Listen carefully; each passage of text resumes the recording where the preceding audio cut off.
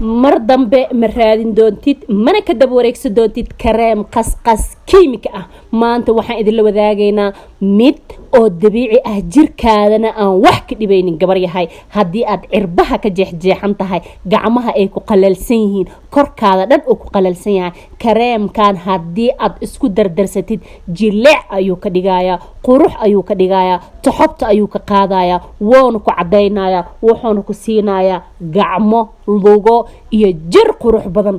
kareemkan waxa ku badan saliida. markii aad sidan isku darsto oo gacmahada aad ku masaajaysid subaxii iyo habeenkii oo kaleento ama hal waqti oo kamid ah ayaa natiijada isla markii ayaa dareemaysaa. haddii ay cirbaha ku jeexjeexayin, gacmahana ku jeexjeexayin, ka faa'iideyso. bismillaah, assalaamu calaykum waraxmatullaahi tacaala wabarakaatu. dhammaan waa idin salaamo inta ku xiran jana karin iyo qurxin. waxaan idin leeyahay inta igu cusub maasha Allah soo dhawaada, intii hore il joog jirtan waxaan idin leeyahay maasha Allah aad iyo aad u mahadsantihiin sidaa noo dhiirigelinaysaan. insha Allah fiidiyoodana sii share gareysan una sii share gareeya gabdhaha insha Allah si ay uga faa'iideystaan kiimikada dilood cagaha ka baraxiidadana ka soo bixin.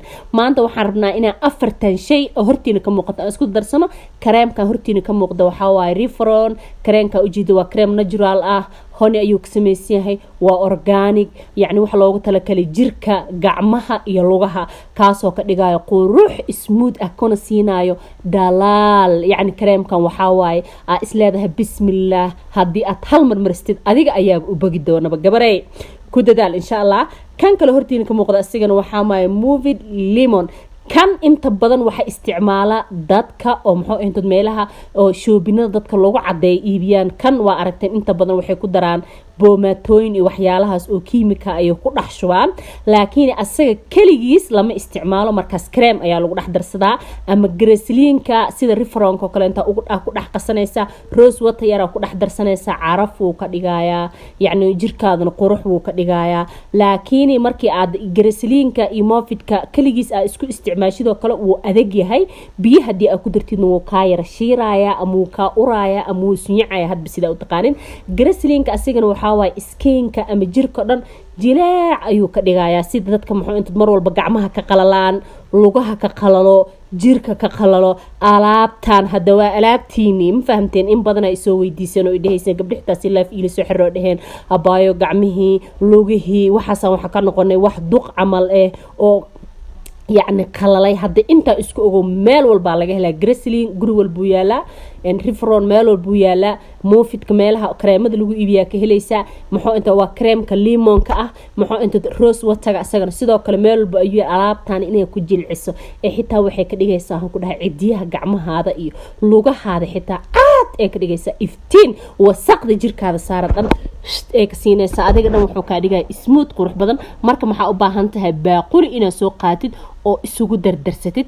marka hore waxaan ka bilaabaynaa sida ujeedin kareemkan hortiina ka muuqdo limonka ah. limonkan ayaa marka hore soo qaadanay. limonkan maasha Allah waa kareem cajiib ah, wasaqda jirka ma aragtay dhan wuu ka bixinaa. inta marstid oo kale inta habeenkii markaa soo qubaysatid iska marstid subaxii oo kale inta markaa hadan iska dhaqdid isla markii jirkaada waxa arkaysaa wasaq ka sii socoto. sababtoo ah waxa way jirka wax ku dhagaayo qaba markuu ka soo saaray ilaa jirkaas liinta waa aragtay markii wax lagu xoqo kale inta wasaqda kiimikada dhan ay soo saaraysa. marka liin ayuu ka sameeyay sidaas ayuu egay. aniga mar walba isticmaalaa hadda haafaaba iigu jiro, laakiin inaad zaaid isaga badisid ma fiicno. sababtoo ah waa liin aysid badan xoogaa cuncun iyo waxyaalahaas uu ku keenaa. hal macalgo kaleento kugu filan. kadibna maxaa ku darsanaysaa waa greslinka caadiga oo naqiin waa asagna sidoo kale waxa ku darsanaysaa hal qaado ayaa ku darsanaysaa. hadii aad ka badan rabtid waa ka badsan kartaa, laakiin wuu ka adkaanaya. alaabtan waxa dadka qaar biyo ku qasan, laakiin biyo ma loo baahno. kareem jilicsan midkii markaas oo kale kareem jileec ah, kareemada jilicsan oo kale ayaa isaga dhax qasanaysa. baaquligaad waxa ku shumanaysaa koob maxaa la dhahaa gasacaad oo kale meel iska dhiganaysa. mar walba aweesaystid ama qubaystid jirkaada iska marmarsanaysa. marka maxaan sameynaynaa greslinkii iyo kareemkii liinta ah ayaan isdhex gelinaynaa si fiican. hadii aadan marka hore greslinka iyo kareemka si fiican isku dhex gelinin uu ka kuusanaya. labadooda maadaama ay xoogaa yar adagin waa inaa isdhex gelisaa si fiican isku dhex siiba. greslinka xoogaa yar adag asiga aad iyo qafiif u yahay. markii aan isku dhex daray oo isku dhex qasay sidaas aa u jeedin ku soo bax. marka maxaan ku darsanayaa hadare kareemkan ayaan ku darsanayaa asagana maasha Allah waa Revlon keeni hadda idin sheegayo kaleento oo organic ah oo natural meel walba yaala. midkaane qurux ayuu dadka xitaa kaligiis daa isticmaasho wuxuu ka dhigaa dhalaal iftiin iyo qurux ogsiina wajiga intaan ka ahayna loogu talagalay qoorta lugaha gacmaha meel walba jirkaada kamid wuxuu ogsiinayo wuxuu ka dhigaa xilwa iyo gabar qurux badan oo dabiici ah marka maxaa idin insha Allah kareemkan ku dadaala insha Allah alaabta marka sidaan ayaan isugu darsaday hadda kareemkii oo kaleento intii markaas qiyaas aan rabo kaleento aan ku shubtay marka waan isku qasay waa isdhex gelinaya grazilinkii limonkii iyo kareemka riveronka ee jilicsan rose watagana gadaal ayaan ka isticmaali doonaa insha Allah gabaray hadii aad rabtid jirkaada inuu noqdo gabadha ugu shidan magaalada ugu shidan xaafadiina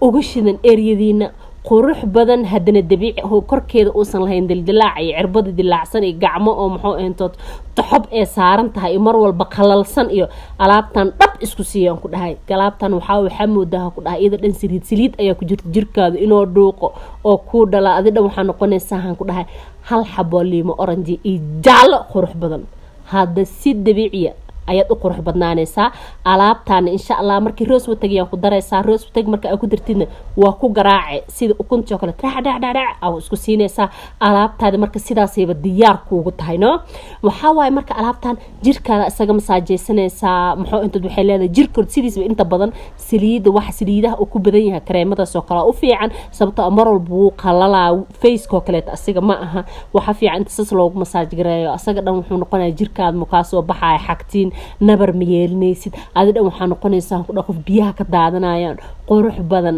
jaalo ah dabiici ah marka maxaa idin insha Allah gabdhow hamoogaanaha insha Allah alaabtaan please waxa laga codsanaya hadii inta markuu guurayso aad soo booqatid channelka Karan Qurxin subscribe ina saartid insha Allah hadii aad ka hesho videogan like-ta hadii aad ka sii heshan hada gabdhaha intii taqaanid ee kareemka dilootay xididada ka soo baxeen is cadeeyeen yani kiimika ku rafaadsan shay ku dheh bal ila aragda alaabtan bal ila aragda si dabiici ayaa waxay u noqonaysaa diin iyo xuural caynti dunida alaabta sidaas ay isugu masaaj gareynaysaa jirkaada dacwo ku dhaxgalaya bas la waqtiga rabtid markaas oo kale markaa weysaystid oo kaleento markaa qabaystid oo kaleento hore ayaa isaga marinaysaa insha Allah waxaan idin leeyahay oo isku ognahay insha Allah meelahaas oo kaleento dad waxa jira xoogaa oo ka madow oo aad uga madoob oo kaleento marka waxa waay inta badan waxay ku badan tahay gabdhaha xoogaa marka is cadeeyaan dadka qaarkood ayagana way ka madoow yihiin oo badana qofka haduu marba hooyaha uu isaga madoobaada sababtoo ah waxa waay